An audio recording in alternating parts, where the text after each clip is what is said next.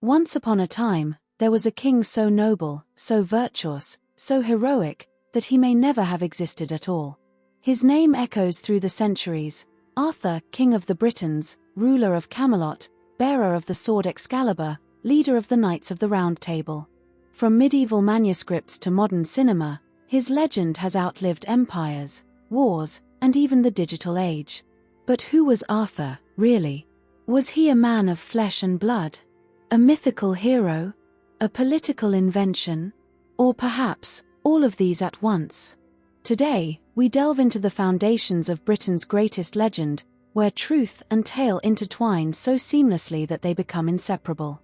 This is the story of a king built not with stone, but with words, ideals, and illusion. Welcome to a journey where the real and the imagined walk side by side, but never quite meet.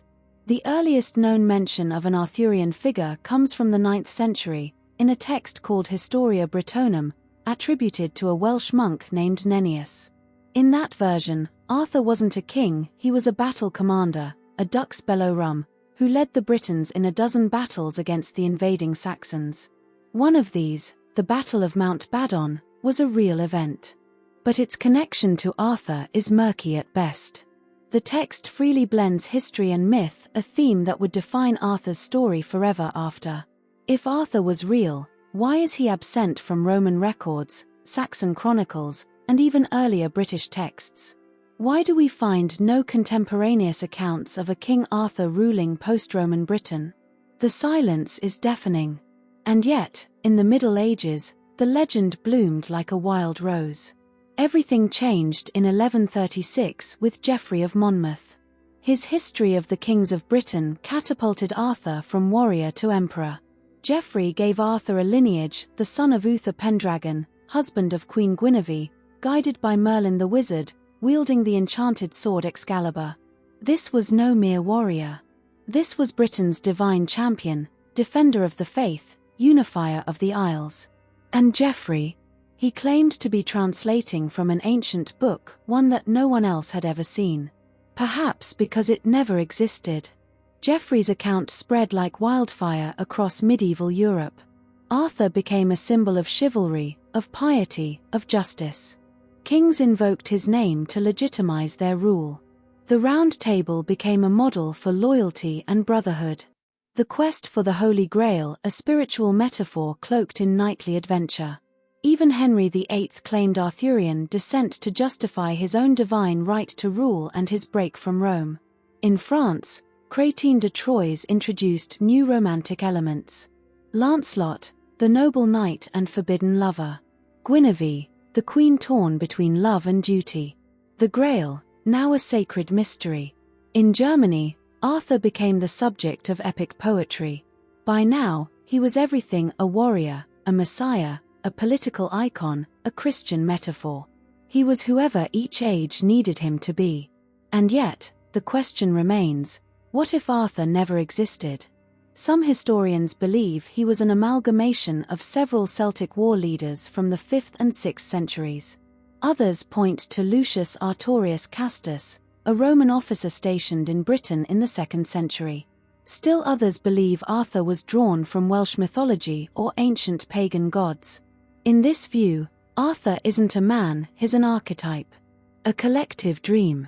A figure shaped by storytellers across centuries. And Merlin?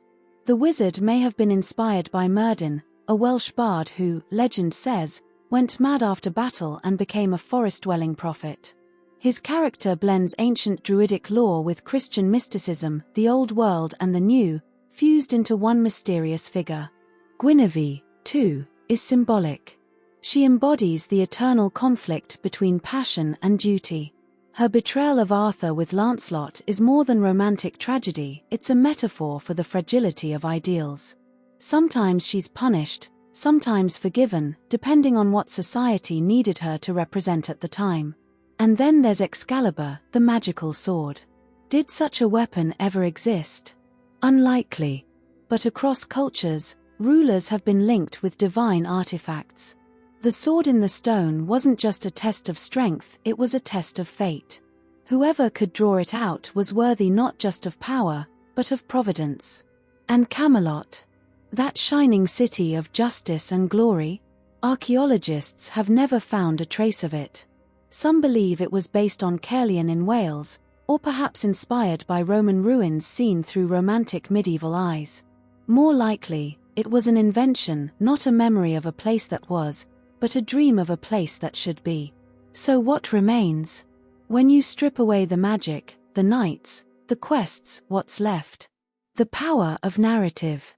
The Arthurian legend is, above all, a tool. It has inspired soldiers, justified kings, launched crusades, shaped national identity. In times of division, Arthur was a symbol of unity. In times of doubt, he became the Grail Knight. When Britain sought greatness, Arthur rose again, the sleeping king, destined to return in her hour of need. And that is why his story endures. Because Arthur is not one man. He is a mirror. A reflection of what each age desired, feared, or aspired to. A king who never was, yet never truly left. And as long as there is a throne, a sword, or a British heart yearning for hope, Arthur will live on. Not as history, but as legend.